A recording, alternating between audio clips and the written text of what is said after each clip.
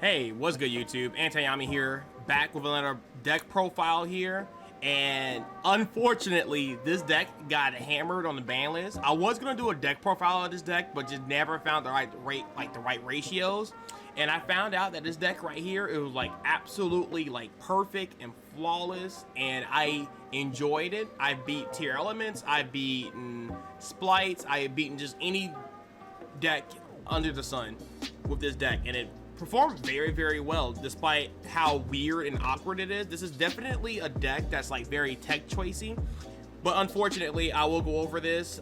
This will be like my last week playing this deck. I just found that it was really solid, very consistent. It could play through a lot of hand traps. It could, you basically, if you can think it, the deck can do it. So without further ado, let me go ahead and hop right into it. Rip out, by the way. All right, so starting with the Runick cards, we play double fountain. The reason why I play two fountains because a lot of people have been playing Cosmic Cyclones, and I don't want to side in an extra one because it just sounds really weird. And sometimes going second, I like to side one out because you don't really rely on the Runick fountains to do anything going second. A lot of times I use the Runick spell cards to kind of like an MST or an Imperm or something like that. I don't really focus on drawing three. I use them to kind of like board break a little bit. So that's kind of why I like to play two, just in case they out it. And sometimes you can chain block with the Haggins. I think that's her name, I forget. I play double slumber. Basically it's just another name. Sometimes the protection effect does come up, but I do use it for a different name to draw off a fountain going first. And also this is one of the few cards that you can actually activate the banish effect on turn one without like doing anything crazy. So yeah, this card is really sick. Of course, you play three of the searchers. You play three flashing fires. I feel like that's pretty much standard if you playing the package. Three freezing curse, three destruction, and that's pretty much it for the Runick stuff. Very strong. 16 cards, by the way, for the Runick count. Very strong stuff. Like, I love it. It reminds me a lot of like Striker, but just way dumber in my opinion. Going into the next engine in my deck, which is the Spright engine, I played double blue. I like the ratio of double blue. A lot of times you don't want to open this card too much, but at the same time you kind of do, and opening multiple of blues can be a little cloggy. So I like the ratio at 2. Same thing with Spright Jet. The fact that obviously you can open up blue and jet, they're not dead, versus if you open up like triple blue, it's just a little awkward. Jet is just another name basically, and you don't want to max it out because you don't want to see too many, because during your main combo you can actually search out your Spright stuff, so it's pretty insane. And then of course one red, one carrot. Just very good spell trap negators and monster negators. It's really sick. And honorable mentions, Spright cards. Emporia to draw a card, and you usually loot this card multiple times in the duel to get multiple cards for your Runick stuff, so you can still destroy your opponent's resources and also add resources to your side of the field as well. And Shinobi Necro, this is how you get your Spright cards out of your hand when you do full combo. So you don't want to open up too many of these colors, but it's okay to see them. And of course we play the 2 starters and the 1 smashers. Again, just a ratio kind of deal. These ratios in my personal opinion worked the best. I never had issues with them, and honestly just very solid. I thought about playing a second smashers, but since you play the Runick cards, you don't really need the second smashers for removal. So far it never really came up that I needed to. Going into the last engine, which is the punks, I play, sorry, a little too far over. I play 1 Shurikari, 1 Xiamen, 1 Madam Spider, 1 Walgon, and that's it for the level 3s. Now, this looks really weird because you're like, wow, you're playing a whole bunch of 1-ups. Now, the thing is about the punk cards, is that, by the way, these are the level 3s, and I guess we can throw in Ghost Ogre, because Ghost Ogre is searchable through this engine, which is really, really insane. So she could be like an honorable mention. This is the only hand trap I play in the deck, and it came up a lot. Sometimes I'll go second and just have Ghost Ogre, and it'll just randomly MST something, so it was really, really cool. But yeah, the ratios for these punks, you don't want to see multiple of the same names in this deck. And it's funny enough that if you open up one punk, you can pretty much go like full combo if you know how to play the deck correctly. So that's why I play one of each. And you only need their effects to activate legit once. And if they do not resolve, then it's okay. And then for the other 3 punks, obviously we play the Deer Note. It's like one of the best punk cards in the deck.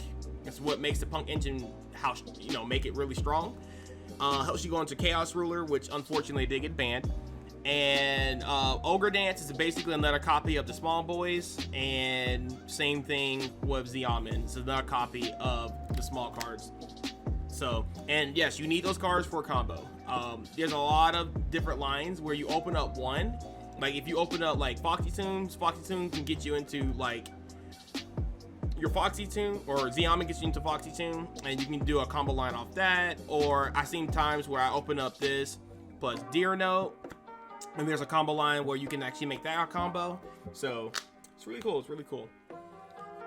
And of course, you play the 3 E-Teleports, the 1 Jam section, and then the 1 Trap card. That rounds it up to be a 40 card deck. Super clean. Going into the extra deck, we have 1 Hulk, 2 Elves, and 1 gigantic Spright. This is for the links and the XYZ package. Nothing really need to be said here. Hulk is just insane card. That's why I got banned.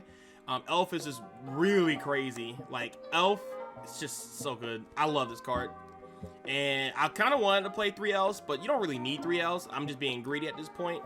And of course, gigantic Spright allows you to get into your Spright stuff, and it also can get you into, if you already have your Spright stuff, you can get into looping Hyperia, which is really good. Going into the synchro plays, which what allows, man, English is very hard. Synchros is the main focus of this deck because you do play the punk engine. So the fact that you play tuners is really cool. So you play 1 form of Synchron to special off a Hulk, and you can do extremely crazy plays. And this card is not once per turn. Unfortunately, guys, I will not go over a combo tutorial for this deck. This deck is very complicated.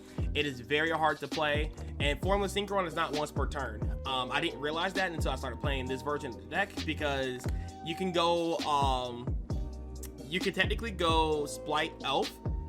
Spright Elf activate the effect to bring back the Hulk. Hulk banishes stuff, and then go into Formula Synchron, and then draw cards. Or there's combo lines where you can have Hulk already on board with the Elf. You can actually banish to special summon Formula Synchro. Let's say you can go into a Herald of Arclight because all the Sprites and the other cards are like level 2. And then you can actually reborn Formula Synchron with the Elf. And then if you have a level 8 or another card you can synchro with Formula Synchron, it's not once per turn. So you can actually make 2 synchro plays on your opponent's turn off of like 1 Elf, which is really, really cool. So anyway, for the 8s, we have Ruler, which is banned, and we have Dragon Drive, which is a really, really insane card in this deck.